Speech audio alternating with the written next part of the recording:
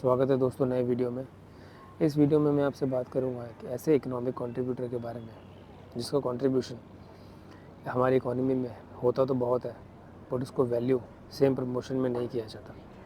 Yes, I am talking here about the female work force, जो हमारी economy में contribute तो बहुत करते हैं, बट उनको वैल्यू सेम प्रमोशन में नहीं किया जाता। तो चलिए without wasting any time let's start the video. 19 अक्टूबर के द हिंदू के न्यूज़पेपर में एक आर्टिकल है। उस आर्टिकल में लिखा गया कि women's unpaid work is 7.5% of the GDP. और उस आर्टिकल में ये भी बताया गया कि अगर हमें अपना 5 ट्रिलियन इकोनॉमी का सपना पूरा करना है तो हमें the women care work should be valued properly, ना कि उन्हें वैल्यू करना चाहिए। We should support women to contribute in the economic activity by working outside from home। चलिए अब मैं आपका परिचय कराता हूँ। Now the famous economist Claudia golden, जिन्हें अभी रिसेंटली नोबेल पुरस्कार से प्रोत्साहित किया गया है।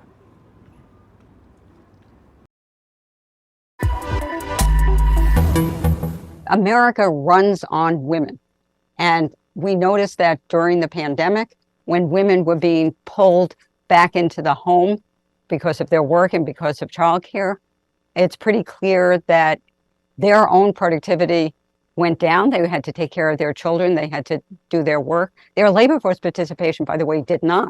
And that is what has given rise to that question, that in fact we see the most amazing thing, which is an increase. And that may be due to the fact that with a continuation of remote work, we have a reduction in commuting and an ability for individuals no longer to work part-time, but to work in the office and somewhat at home. Yeah. This year's Nobel Prize for Economics is heading to the United States. The Royal Swedish Academy of Sciences has decided to award Sveriges Riksbanks Prize in Economic Sciences in memory of Alfred Nobel. Throughout her career, Professor Claudia Golden has looked at women in the workforce. Well, this morning at 4:30 in the morning, she got that call from the Nobel Prize Committee that her life's work was being recognized. Yes. With her husband and dog Pika at her side, Professor Claudia Golden steps into the spotlight as the latest Nobel laureate. You don't take in something like this until much later. The Harvard professor awarded the Nobel in economics for her research into the gender gap in the workplace. Often what goes on in the home is what we see reflected in wage and...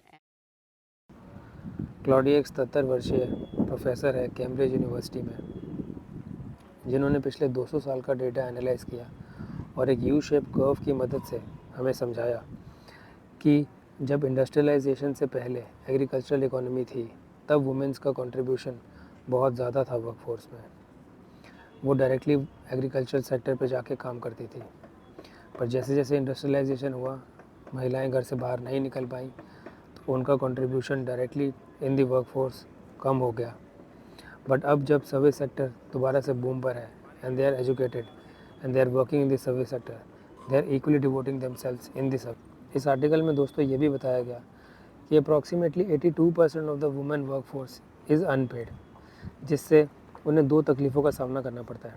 पहला कि उन पर double burden आता है, वो घर का काम भी करती हैं और वो बाहर जाके काम भी करती हैं, और दूसरा जो उनके घर का काम होता है जैसे कि care giving work, domestic work, वो हमारी इकोनॉमी में वैल्यू भी नहीं किया जाता, इकोनॉमिक एस्टिमेट्स में कैलकुलेट भी नहीं होता।